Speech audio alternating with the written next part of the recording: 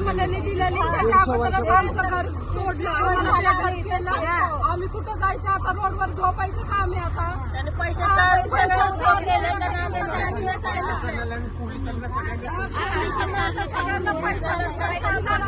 रस्त्यावर 10 जणांना काय 20 लोक त्यांनी गावात पाठवलेत म्हणा.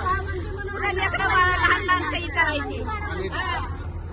150 वर्षापासून आम्ही राहत असून आमच्यावर ही कारवाई चालू झालेली आहे आणि आमचे कोर्टात केसही लावलेले चालू आहे सध्या. तरी त्यांनी पैसे वगैरे देऊन सगळे हे केलेले आहे. कोर्ट चालू असताना पण कोर्टात ते चालू असताना ही कारवाई होऊ नाही शकत. त्या मते ते तुमच्या इथं काहीच नाही आणि आमचा नंबर वेगळा आहे आणि त्यांचा जो नंबर आहे तो वेगळा आहे. तरी पण त्यांना 10 वेळा पोलिसांना आम्ही ऑर्डर दाखवली कोर्टाची, तरी पण ही लोक ऐकायला तयार नाही, काय नाही. बिल्डरने पैसे देऊन वगैरे केलेले. आता परवा दिवशी आमची 20 तारखेला कोर्टात हे आहे. आम्ही जवळजवळ 13 ते 14 कलेक्टरला यांना भूमी अभिलेखवाल्यांना यांना पत्र पाठवलेलं आहे. तिथनं काहीच आमच्या इथं रिप्लाय आलेला नाही अजून. फक्त SRA आणि पोलिसांना एकमत करून त्यांनी संगनमत करून त्यांनी हे केलेलं आहे. जर आम्हाला हाय तसं परत त्यांनी घर बांधून द्यावं. कोर्टाची ऑर्डर असतानाही असं करणं ते कितपत चांगलं आहे हे तुम्हीच विचार करा.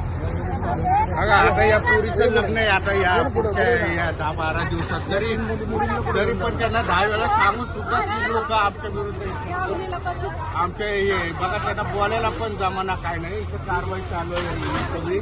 सगळ्यांचे सामान बिमान एक तर लग्नाची घाई चालू आहे. पाहुणे आलेले बघा हे ना इथं नोटीस लावलेली. नोटीस पण लावलेली आम्ही. नोटीस लावून सुद्धा पण त्यांनी हे केलेले बळणी पैशाचा वापर केलेला आहे. बघा इथे हे सामान सगळं बाहेर काढलंय आमचं.